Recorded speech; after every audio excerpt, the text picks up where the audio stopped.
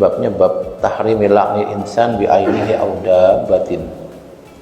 Babnya judulnya keharaman melaknati manusia, bahkan melaknati binatang juga haram katanya.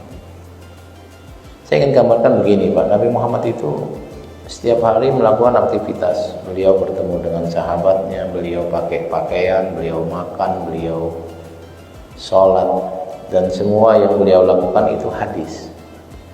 Jadi sebenarnya jumlah hadis itu tidak terhingga. Hari ini Nabi menyabdakan apa atau melakukan apa, itu semua hadis.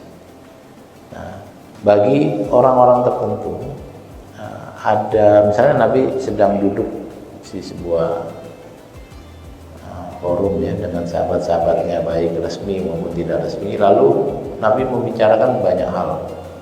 Taruhlah Nabi berbicara misalnya 20 menit, itu sahabat-sahabat terkadang hanya mengingat beberapa potongan kalimat, dan kalimat ini yang kemudian dia sampaikan lagi pada orang lain dan sampai ke kita menjadi hadis. Maka bapak dan ibu itu dapati hadis itu kayak ucapan Nabi itu kayak ucapan motivator ya, sepotong-sepotong ya, karena itu yang disampaikan oleh sahabat kepada kita. Padahal sebenarnya Nabi ya setiap hari melakukan banyak hal dan menyampaikan banyak hal.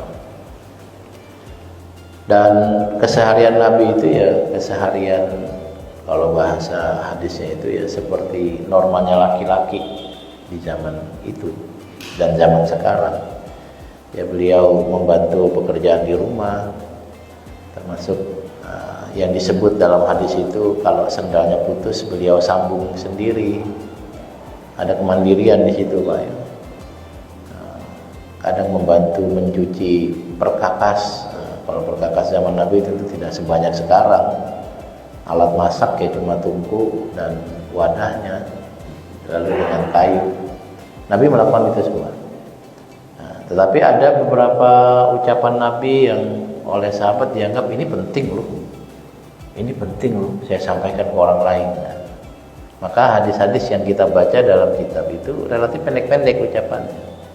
Itu tadi, karena dari sekian banyak sabda Nabi diingat beberapa kalimat yang kemudian wah ini penting untuk disampaikan ke orang lain.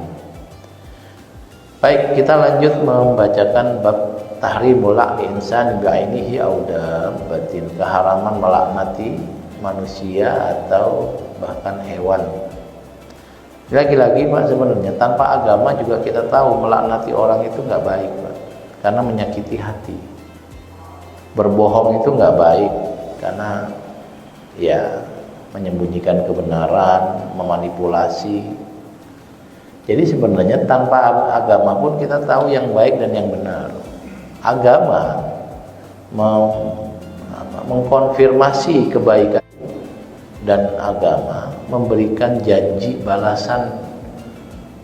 Kalau kebaikan dibalas dengan kebaikan yang berlipat ganda, kalau keburukan dibalas dengan keburukan, supaya kita termotivasi.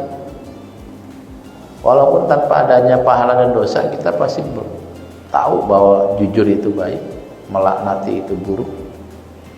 Tetapi agama mengapresiasi itu semua dan menjanjikan pahala.